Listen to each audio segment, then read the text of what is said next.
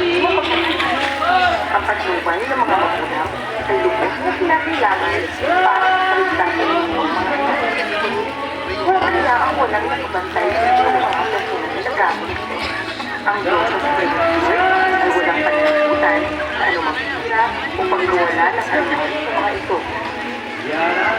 Ang tutunin ng Diyos sa Scripture, mga dapat gawin at mga hindi dapat gawin. Mga dapat gawin.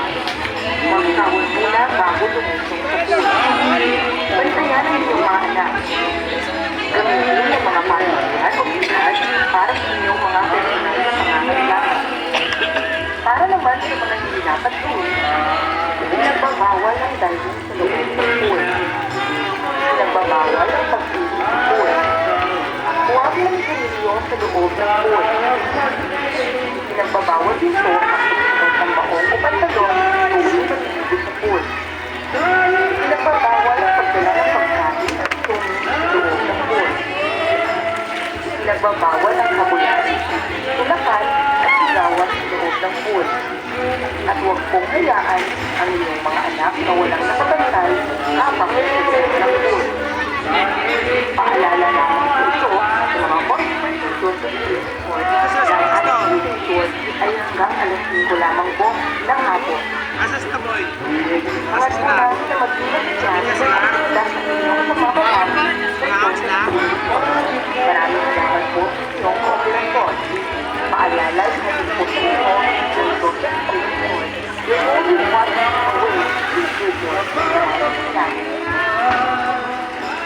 Mahalagang paalala. Maging pag-isipin ang pagtubay ng mga magulang ay lubos na kailangan para sa kaligtasan ng inyong mga anak. Kung kaya ang walang nakabantay sa inyong mga personal na gamit, ang Diyos sa Scripture ay walang pananagutan sa anumang hirap o pagkawala ng alimang sa mga ito. At tuntunin ng Diyos sa Scripture, mga dapat gawin at mga hindi dapat gawin. Mga dapat gawin. Magsawang muna bago lumusong sa pool. Bantayan ang inyong mga anak. Gamitin ang mga paliguran o PR para sa inyong mga personal na pangangailangan. Para naman sa mga hindi dapat gawin, ipinagbabawal ang diving sa loob ng pool. Ipinagbabawal ang pag-ibig sa pool. Huwag lang sigarilyo sa loob ng pool. Pinagbabawal ito ang pagsuot ng baon o pantalon tuwing mag-ibig sa pool. Ipinagbabawal ang pagdala ng pagkain at inumin sa loob ng pool. Ipinagbabawal ang habulan, tulakan at sigawan sa loob ng pool. At huwag pong hayaan ang inyong mga anak na walang nakabantay habang nasa loob ng pool.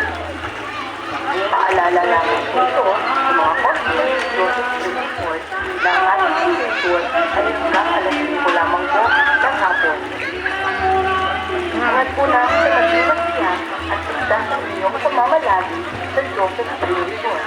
Maraming salamat po sa inyong kooperasyon. Paalala ay at po sa inyo ng Joseph Street Court.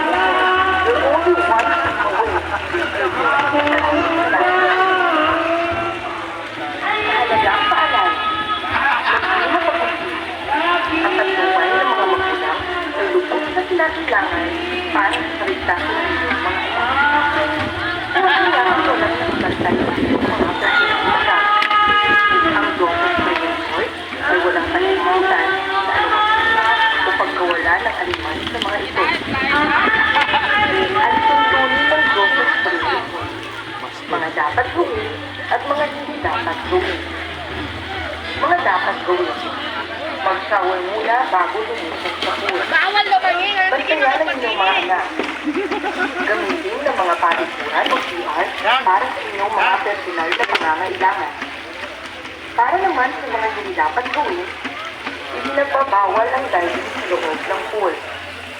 Ipinagbabawal ang pag-ibig sa pool. Huwag mo sigarilyo sa loob ng pool.